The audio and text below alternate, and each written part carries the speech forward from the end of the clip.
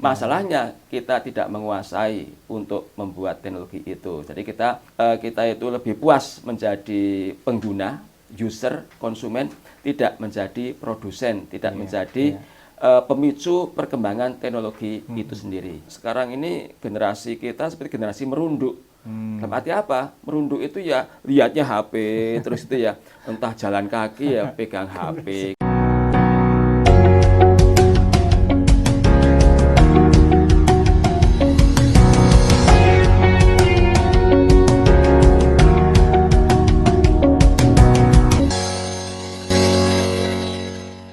Assalamualaikum warahmatullahi wabarakatuh. Waalaikumsalam warahmatullahi wabarakatuh. Ketemu lagi dengan Dr. NH di NH Podcast. Ya, luar biasa. Pada malam hari ini kita kedatangan tamu jauh. Jadi dalam era transformasi digital, ya, kita tahu ada teknologi, ada data, ya, dan sistem, ya. Ini semua hanya tool, gitu ya. Nah, kita akan kupas tuntas, gitu ya. Tamu kita yaitu Bapak Profesor Dr. Rizal Isnanto. Assalamualaikum, Prof. Waalaikumsalam. Masya Allah, alhamdulillah. Selamat datang di kota Ngapak. Terima kasih sudah diundang di podcast. Oke, kami juga terima kasih, Prof. Ya, ini kota apa ya ini? Kota yang mungkin paling indah di Banyumas. Ibu kotanya? Ya, ibu kotanya, Prof. Ya. Oke, Prof. Kita bincang sikat ini, Prof. Ya, semoga ini para pemirsa nanti bisa ya mengambil hikmahnya, Prof. Ya, mungkin dulu, Prof. Ya, jadi kita kenalkan dulu ya. Prof. Rizal ini ketua program Doktor Sistem Informasi atau DSI. DSI. Ya, Undip gitu ya, Prof. Ya, betul, ya. Universitas Ponorogo. Tapi tentunya sebelum jauh ke sana ya, kita perkenalan lebih awal dulu ya. Dulu awalnya bidangnya apa, Prof? Dulu ambil. Awalnya saya di teknik elektro sebetulnya pada saat masuk pertama di Undip.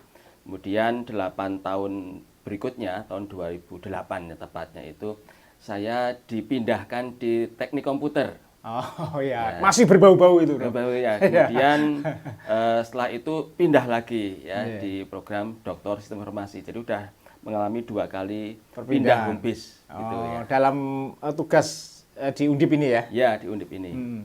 Nah, tapi memang basic IT-nya ini memang sejak SMA ya, atau kalau senang ya itu S1. mulai kuliah ya. Baru tahu kalau SMA itu kan biasanya ubiang-ubiung ya. Artinya ya kesana kemari, nggak jelas keinginannya apa, nggak jelas nanti kuliah di mana. Yang penting kan ya, kalau dulu yang penting kan kuliah gitu ya. Alhamdulillah dulu bisa diterima di Universitas Gadjah Mada, Yogyakarta gitu ya. Dulu S1-nya UGM, iya, UGM di itu, jurusan teknik elektro. Gitu ya. Itu peminatannya ada di teknik pengolahan sinyal sebetulnya. Oh, dia harus lemah waktu namanya gitu ya. Kemudian tapi terkait dengan skripsi dulu di pengolahan citra ya udah mulai bau-bau itu komputer. Udah mulai ke IT itu. Ya, betul. Berarti tahu ya, sekarang ada apa di TETI ya? Di TETI ya memang dulu waktu itu namanya teknik elektro saja, kemudian ditambah dengan teknologi informasi menjadi TETI. D-nya Departemen Teknik Elektro dan Teknologi Informasi. Oke ya. Jadi memang ya masih ingat memang basicnya udah berbau-bau IT lah. Ya, memang perkembangannya cepat sekali ya, Prof ya. Ya, betul, sangat cepat. Teknologi informasi, transformasi digital ini ya. Nah, untuk bentuk ekosistem IT ya, artinya kita kan mencetak ya, Prof. Nah, Prof sendiri kan bergelut khususnya di bidang IT, sekarang ngelola S3 ini kan. Bahkan S1 juga ngajar tuh, Prof? S1 ngajar, S2 ngajar, S3 ngajar, profesi juga ngajar gitu ya. Kayaknya palu gada ini. Apa yang lu mau gue ada. Iya, ya. Alhamdulillah ini dibutuhkan ya, mudah-mudahan ini karena dibutuhkan sehingga di banyak tempat gitu ya. Di Undip itu saya mengajar di 6 prodi sebetulnya. 6 prodi. 6 prodi itu dari teknik komputer, teknik elektro, kemudian magister sistem informasi, doktor sistem informasi, kemudian di program profesi insinyur kemudian menjadi kopromotor ya, malah di S3 kedokteran. Oh, Hanya kan Masya Allah nanti ya. ada mahasiswa keperawatan sana yang dia mengambil topik berhubungan dengan AI, pemanfaatannya dengan keperawatan. Nah, Ya. apalagi sekarang memang berbau-bau apa ya? Pokoknya ada AI-nya gitu ya, AI Bro, ya. gitu ya, apapun itu di-AI-kan, dibuat kecerdasan Artinya buatan. orang IT kepake semua, Bro. Ya, mudah-mudahan seperti itu Dimanapun ya. itu ya. Ya, sedang laris mungkin ya, dikatakan seperti itu. Betul. Nah, sekarang ini, Bro. Jadi dalam bidang tidak terlepas ya. Sekarang apapun bidangnya ya. Di kampus ya. Atau mungkin kalau kita kan pentahelik ya, Bro ya. Ya, Di akademisi ya, kemudian government, pendidikan, Ya. perguruan tinggi, media massa dan komunitas. Ya. Nah, ini kan tentu kan perlu kolaborasi. Ya. Nah, sebetulnya mungkin masih PR ya di mungkin seluruh kampus itu lah ya, belum ya. link and match-nya Ya, itu loh, itu Bro. belum Nah, itu link gimana, and Bro? match, ya. Menurut Prof, harusnya seperti apa, Bro? Ya, kalau kita kenal kan sebenarnya ada istilah Dudika ya. Jadi Ya. dunia usaha, kemudian industri. ada dunia industri dan kemudian K-nya itu apa ya? Komunitas apa gitu ya? Ya, itu kan istilahnya yang harus pendidikan yang ada di kampus itu berhubungan erat dengan kebutuhan di masyarakat, di dunia industri dan dunia kerja. OK-nya itu dunia kerja. Dunia kerja. Ya. Oh ya. Jadi artinya ini yang masih kita ada ketimpangan, sehingga kalau kita lihat justru industri berkembang sendiri, kemudian perguruan tinggi itu malah berusaha untuk mengejar ketertinggalan. Ya, kalau misalkan di luar negeri, di Amerika Serikat, di Jepang itu kan memang ada kolaborasi yang sangat manis begitu ya, sehingga saat dunia industri itu butuh suatu penelitian, mereka bertanya kepada perguruan tinggi. Ya, sekarang kalau di Indonesia itu justru kebalik ya, karena industri itu sudah kita pakai dari luar negeri yang itu perkembangannya sangat pesat, sementara pendidikan tinggi itu perlu menyesuaikan perkembangan yang pesat yang berasal dari luar negeri tadi. Jadi artinya memang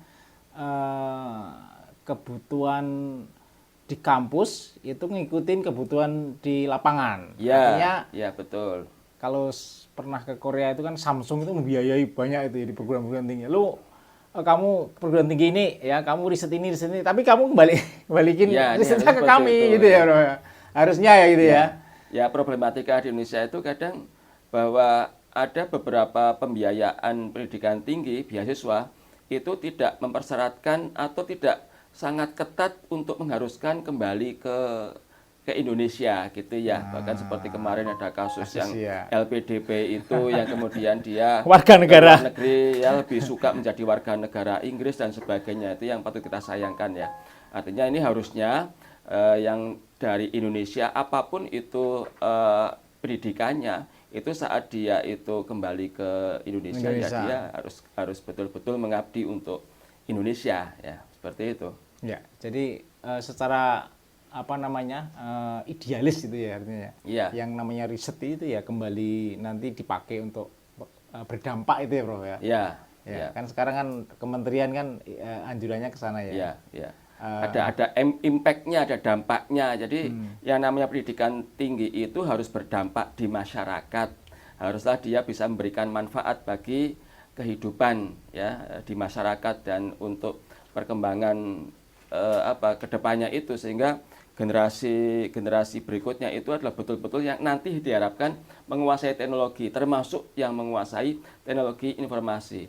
Yang kita sayangkan adalah bahwa di Indonesia itu kita lebih, maaf ya mungkin agak sedikit nggak apa-apa, Bro. Nih, agak pedas nggak apa-apa, Bro. Nanti lebih biar bangga lebih bangga untuk menggunakan hasil teknologi itu. Sehingga kalau kita lihat ya, misalkan ada satu produk baru yang itu entah gadget atau apapun, itu nanti yang antri itu sudah mungkin ratusan ya.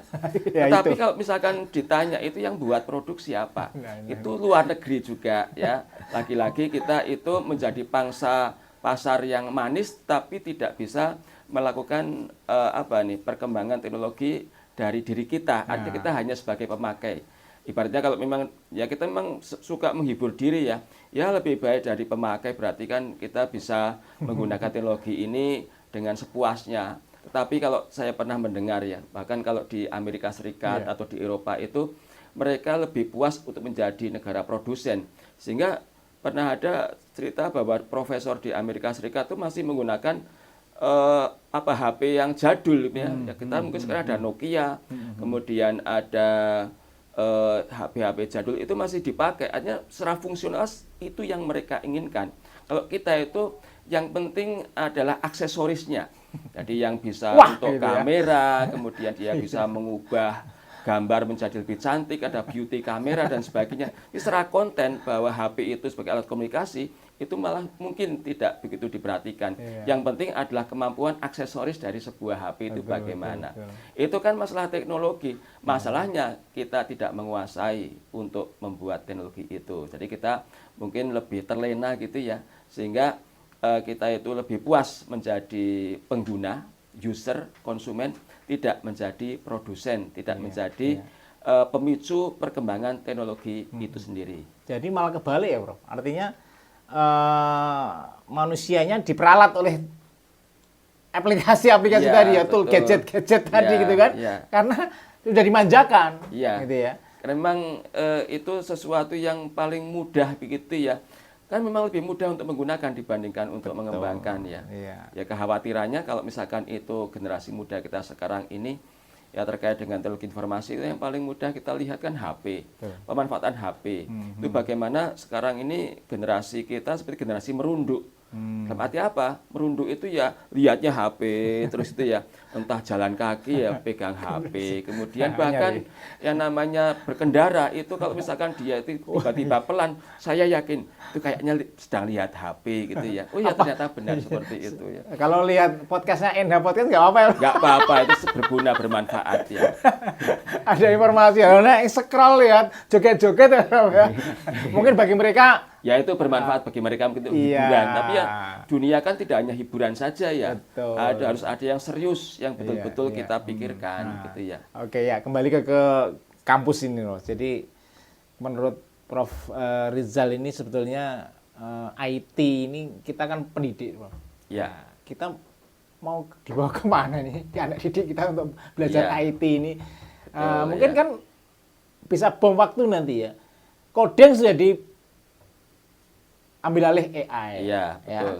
Kemudian menulis juga. Nah, gimana, Prof? Menurut ke depan nih, Prof? Iya, baik. Memang beberapa ucapan seperti juga dari Bill Gates juga yang mengatakan bahwa computer science is dead gitu ya, ilmu komputer itu mati. Waktu kan sebetulnya saya katakan tidak gitu ya, itu hanya sekedar untuk menakut-nakuti kita agar kita tidak belajar. Masalahnya apa? Yang namanya AI itu secara definisi itu adalah teknologi untuk meniru kemampuan manusia. Artinya kalau dia itu AI itu adalah barang KW karena meniru gitu ya. Tidak sesuatu yang asli. Yang asli apa? Manusia itu sendiri. Apapun itu, teknologi itu pasti ada di bawah kontrol dari manusia. Maka manusia itulah yang dia mengatur teknologi. Sehingga katakanlah kalau kita tuh merasa sekarang sedang diatur oleh teknologi atau AI, itu sebetulnya kita itu sedang ditakut-takuti gitu ya.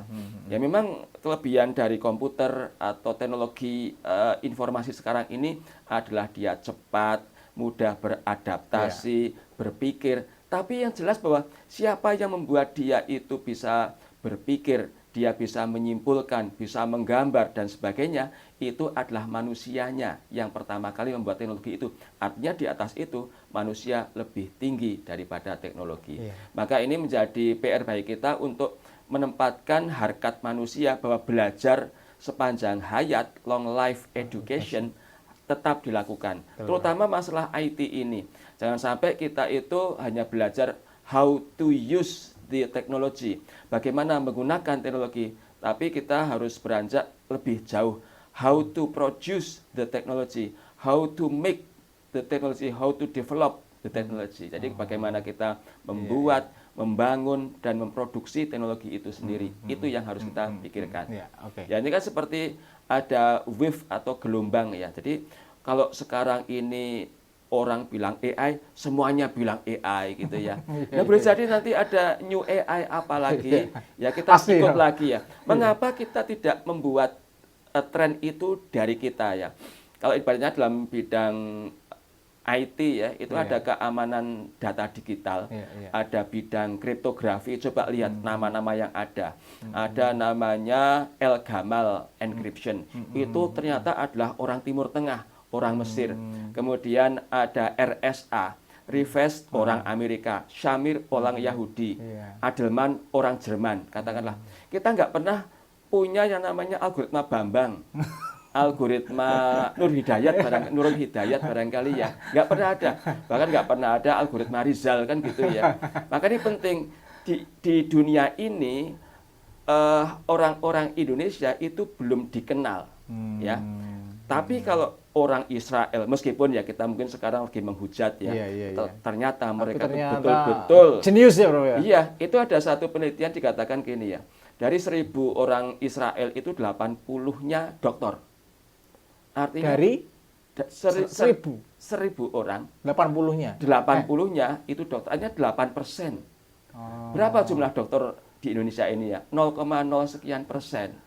Artinya apalagi kalau nanti terlihat di masalah teknologi, penguasaan teknologi ya, mereka itu sangat kecil, mereka itu berada di tengah musuh gitu ya. Jazirah Arab pun musuh dia gitu ya.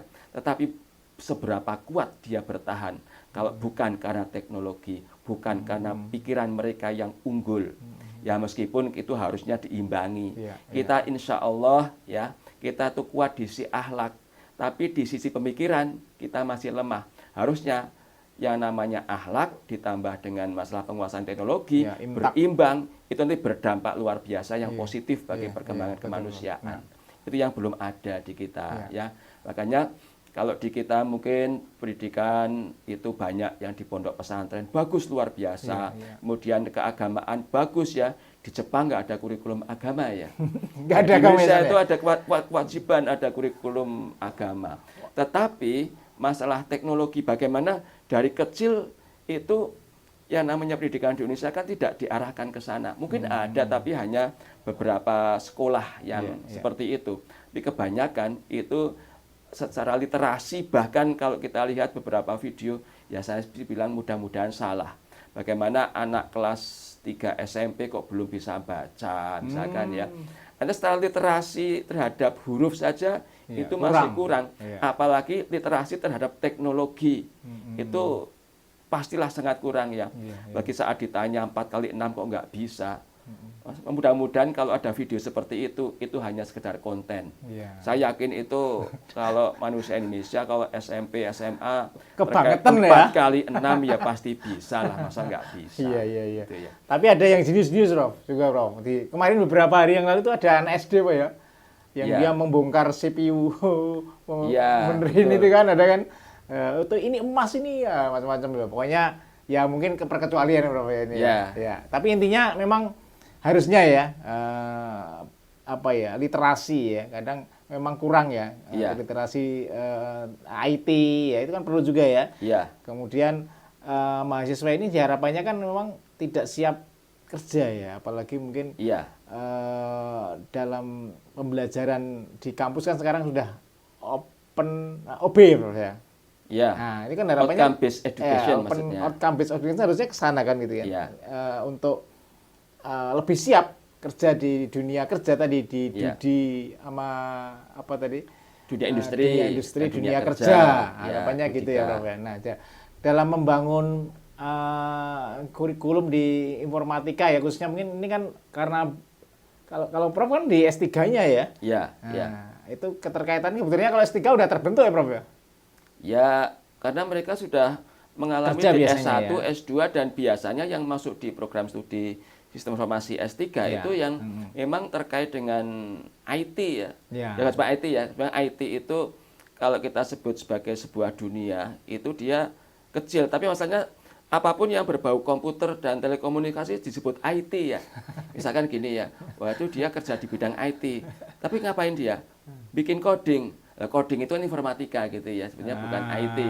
Tapi kalau di Indonesia memang kalau kita bilang TI, teknik informasi, kemudian IT itu ya tersebut semuanya. Entah teknik komputer, entah sistem informasi, kemudian macam-macam termasuk informatika, Computer science itu Ya. semua bidang IT. Ya, Ya udah itu berarti itu generalisasi yang mungkin di kita benar ya. Ya. Tapi mungkin di tempat-tempat lain itu ya agak salah karena TI itu adalah bagian dari informatika dan komputer gitu ya kalau kita bilang TIK, ada ICT lah ya. Iya, betul. Ya, tapi parah lagi kalau biasanya Palu Gada. Oh, kamu kuliah di mana? Di teknik di komputer ini, pokoknya di komputer ini ya. Dia entah sistem informasi, entah komputer science. Wah, ya kamu bisa dong desain. Oh, benerin printer juga ya. Jadi Iya, iya. dianggap dewa mungkin ya. Apa aja bisa mungkin ya. Iya. Nah, Itu lebih parah ini kan? Iya. Iya. Sebetulnya kan tuh beda ya. Memang kadang gini ya, saya tuh tanya ke mahasiswa ya. Ada mahasiswa teknik komputer, ada mahasiswa informatika. Oh, tahu nggak bedanya apa itu antara informatika dan teknik komputer? Kadang juga nggak tahu juga ya. Ya masalahnya kadang ya ini memang dunia pendidikan kita perlu ada ya kalau prodi itu sebetulnya adalah mengkotakkan ya. Artinya kalau nanti penjurusan istilahnya ya. Ya kadang yang namanya tugas akhirnya mahasiswa informatika juga sama dengan mahasiswa teknik komputer. Sama-sama bikin program katakanlah itu kan aneh. Padahal kok teknik komputer itu sebenarnya adalah pemrograman pada hardware.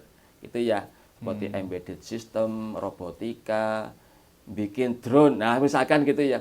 Nah, Indonesia itu bikin drone bisa nggak gitu ya? Itu adalah dunia teknik komputer sebetulnya. Karena itu ada aspek pemrograman pada perangkat keras, pada hardware gitu ya. Nah, itu juga bidang IT juga.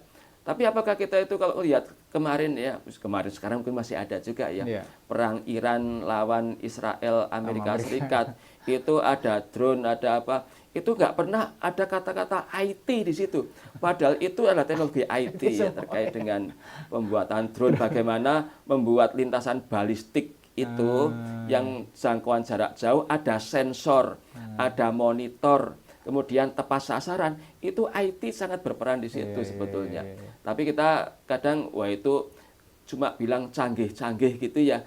Tapi kita nggak pernah mikir bahwa Indonesia harusnya pun sudah mampu untuk membuat teknologi seperti itu gitu ya. Ya kita produksi lah ya. Iya. Produksi ya kampus kan banyak kampus IT. Ada berapa, Prof? Di Aptikom itu ya. Ya, itu ada 1000 lebih ya program studi ya, ya. Sangat banyak itu ya.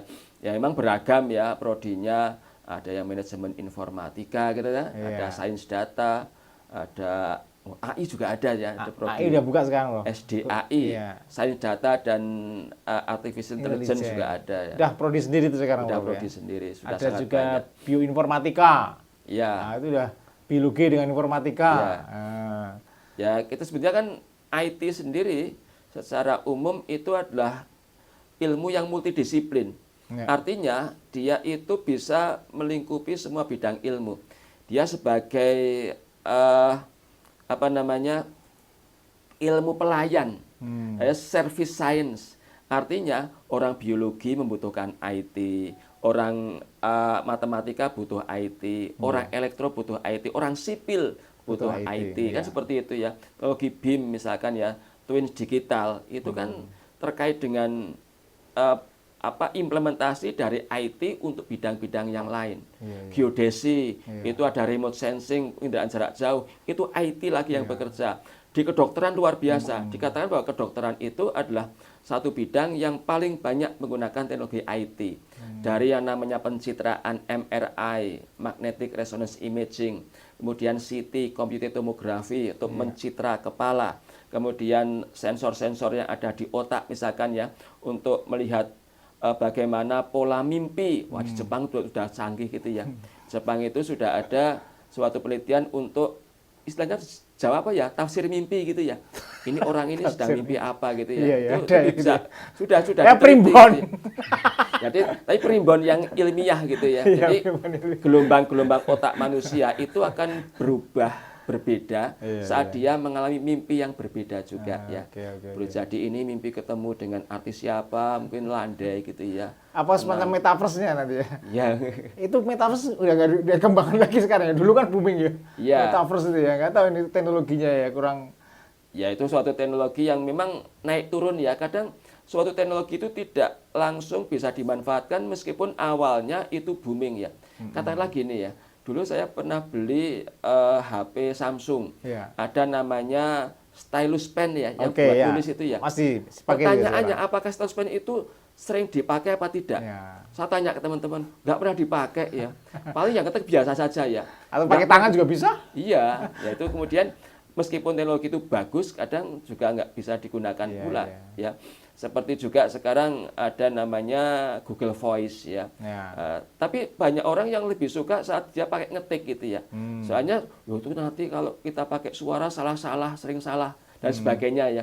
Maka ini kadang teknologi itu bisa dipakai, bisa tidak, ada yang disuka apa Iya, tidak, iya, sehingga iya. ada yang sifatnya sustain, berkelanjutan, ada yang kemudian dia berhenti, ya, karena tidak ada penggunanya, tidak ada pemakainya. Ya. Saya kira itu juga lebih ke learning style ya. Gaya pemakainya kan Iya. ya passionnya kan masing-masing senengnya ya. Iya, Untuk gadget-gadget itu ya. Seperti itu biasanya kan? iya betul, ya. Oke, terakhir nih Prof. Ya, ini terkait dengan apa yang Prof lakukan ya sebagai ketua program studi ini ya. Iya. Sebetulnya untuk masuk ke sana itu gampang nggak sih Prof? Ya sebetulnya gampang ya. Ini tuh saya sebagai ketua program studi itu sudah yang ketiga gitu ya, ketiga. Itu dulu adalah Maksudnya tahun ketiga tuh? bukan tahun ketiga, kaprodi ketiga gitu ya. Masya Allah. Ada almarhum Prof Suryono, kemudian Oh, Prof iya. Yatnowo, terus saya gitu ya. yang ketiga. Yang ketiga. Berarti kan mungkin 10 tahun udah ada, Bro. Dulu berdiri tahun 2021. Oh, belum Iya, lama ya? Belum lama. S3-nya ya? Iya, baru 5 tahun kira-kira ya. Berarti udah lulus kan tapi? Sudah 50 sekian. Udah 50. Iya, jadi waktu 8 lulusan itu di kita itu ada jargon ini lulus tepat waktu dan full senyum. Wah, Gitu ya. Jadi, ini. ya sudah Smile gitu ya. ada banyak mahasiswa yang dia lulus 2,5 tahun lebih sedikit. Karena syarat lulus Emang itu boleh 3 tahun? minimal 2,5 tahun. Oh, sekarang 2,5 tahun. Ya, S3 ada loh ini. masuk di semester 6 itu boleh lulus. Nah, maka kalau 2,5 tahun kurang, Iya, itu iya. harus ada tambahan syarat. Oh, Itu jurnal misalkan ya. iya, Tapi iya. kalau dia tuh 2 tahun setengah lebih 7 hari, tidak perlu. Dan ini sudah sangat banyak yang dia lulus tepat waktu Iya, dalam iya. artian bahkan belum sampai 3 tahun dan dia itu IP-nya 4,00. Itu sudah banyak ya. Iya. Dan ini kita juga bersyukur sekarang sudah kira-kira 280 mahasiswa. Wah. Dan ini adalah Itu jumlah BD-nya. mahasiswa yang paling banyak, termasuk paling banyak di Undip untuk program S3. Dan ini Satu angkatan berapa? satu ini? angkatan itu 25 untuk satu banyak tuh. entry, satu semester. Kita ambil mahasiswa tiap semester, artinya setahun 2 kali entry. Tidak harus 2 kali ikut masuk. semester gasal ya. Enggak, Genap jadi- ganjil ambil. Bisa, jadi kira-kira setahun itu ada 50 Ya, rata-rata. 50-an ya. 50 sekarang sudah masuk ke angkatan 12. Oke.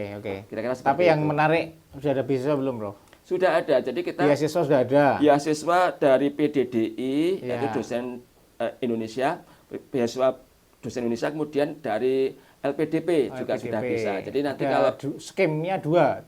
Dua. Tiga dua. LPDP sama PDD. PDDI itu kan memang hanya 2 itu ya yang terkait dengan beasiswa Nah, itu yang ya. beasiswa lain ya beasiswa Yang lain-lain itu perusahaan. kan dari perusahaan, dari kampus itu kan Iya, tergantung iya. dari Nggak masing-masing dihitung, perusahaan iya. atau kampusnya itu. Jadi- BRIN juga itu sering juga Ada. meminta kita kerjasama. Kita juga ada kerjasama dengan PT Telkom, Oh, Telkom. kemudian juga Iya, kerjasama dengan perguruan tinggi lain untuk membuat satu kelas tersendiri, gitu ya.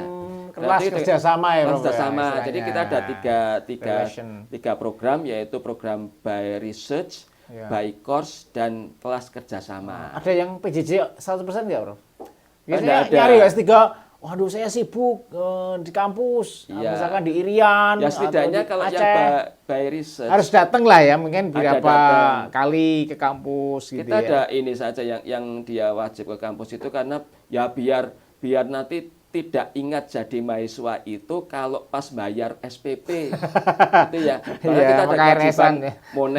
Monefnya datang ke kampus. Oh, Nanti iya. pas seminar ada 4 seminar ya, seminar proposal, seminar hasil, kelayakan dan Iya. terbuka, ya itu kan wajib hadir. Ada pasti ada acara yang kita adakan dan mahasiswa wajib hadir ke kampus ya.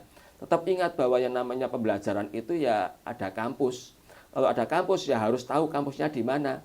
Jangan sampai punya kampus tapi tidak tahu jalan kampus. Itu kalau betul-betul online kan seperti Iya. itu. Jadi nggak bayangkan ya kehidupan kampus karena online ya, Bro. Iya. Kayaknya belum apa ya culture-nya ya, Bro. Iya. Belum biasa, kecuali mungkin sejak SD SMP PJJ terus ya, Bro. Ya sebetulnya kan kalau di dalam suatu penilaian akreditasi itu ada namanya akademik atmosfer. Yes. Atmosfer akademik itu kan Yang sesuatu yang dimaksud. harus dibentuk Iya, karena berkumpulnya sivitas akademika yang ada di kampus dari dosennya, pengelola dan mahasiswa. Oke, Kalau oke. ini dia online itu kan nggak pernah bertemu, nggak pernah bercampur. Itu secara akademik atmosfer itu ya kurang tentunya. Ya. Oke, jadi ini sekilas ya, nanti lebih lanjut langsung buka websitenya ya. Ya ada ya. Ada websitenya dsi.undip.ac.id. Dokter Sistem Informasi Undip. Ya. Luar biasa. Oke, terima kasih Prof. Ya, sama-sama. Insight-nya pada kesempatan kali ini di NH Podcast ya. Semoga nanti bisa menginspirasi Prof ya. Amin. Dan para pemirsa, terima kasih atas nanti bisa dilihat sampai selesai nanti dan bisa kontak nanti ya, mungkin ke beliau ya di SI ya, DSI. di Undip ya. Oke, saya kira itu dari NH Podcast. Terima kasih. Assalamualaikum warahmatullahi wabarakatuh. Waalaikumsalam warahmatullahi wabarakatuh. Yes.